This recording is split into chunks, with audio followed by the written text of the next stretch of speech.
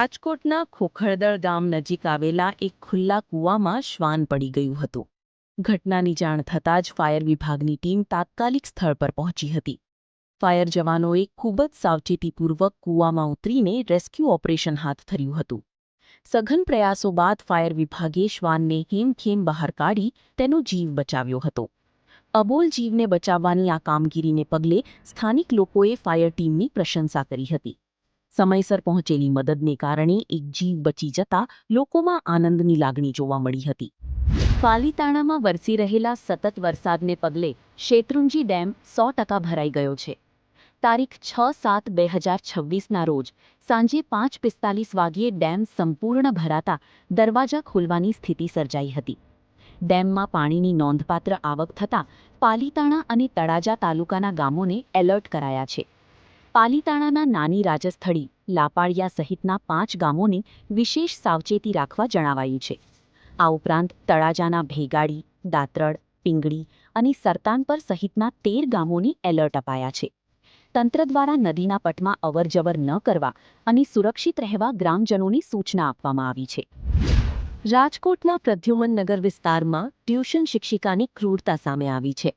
Lesson ન કરવાના બહાને શિક્ષિકા નિરાલી અશ્વિને 4 વર્ષના માસૂમ બાળકને ગરમ તાવીથાના ડામ આપી ઈજા પહોંચાડી હતી. પરિવારે ખુલાસો માંગતા શિક્ષિકાએ ઉલટું ધમકી આપી હતી.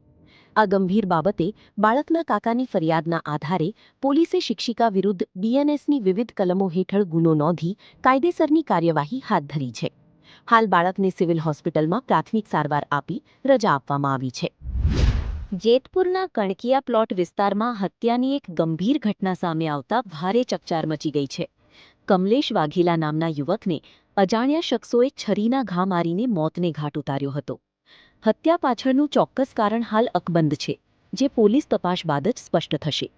હત્યાની સમગ્ર ઘટના નજીકમાં લાગેલા સીસીટીવી કેમેરામાં કેદ થઈ ગઈ છે.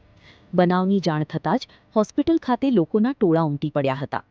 હત્યારાઓને વહેલી તકે પકડી પાડવા માટે જેતપુર સિટી પોલીસ અને એલસીબી સહિતની ટીમોએ ત્વરિત કાર્યવાહી હાથ ધરી છે.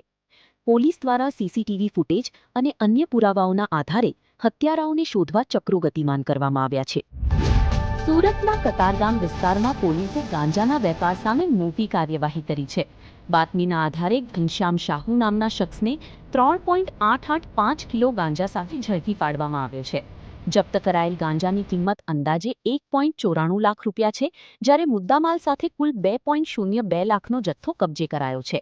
પૂછપરછ દરમિયાન અન્ય એક શખ્સનું નામ ખુલતા તેને વોન્ટેડ જાહેર કરી પોલીસે વધુ તપાસ અને ધરપકડના ચક્રો ગતિમાન કર્યા છે. રાજકોટના શાપર ખાતેના 2.48 કરોડની ધાડ કેસમાં પોલીસે વધુ 4 આરોપીઓને ગોંડલના કોલીથડથી ઝડપી પાડ્યા છે. તપાસમાં ખુલ્યું છે કે ભાગિયાના પેટા ભાગિયા બહાદુરે જ લૂંટની ટેપ આપી હતી અને અંધશ્રદ્ધાને કારણે આરોપીઓએ પ્લાન એક દિવસ મોડો અમલમાં મૂક્યો હતો. પોલીસે અત્યાર સુધીમાં 7 આરોપીઓ પાસેથી 45.50 લાખની રોકડ સહિતના વાહનો કબજે કર્યા છે. આ ગુનામાં સંડોવાયેલા અન્ય 6 ફરાર આરોપીઓને પકડવા પોલીસે સઘન તપાસ હાથ ધરી છે.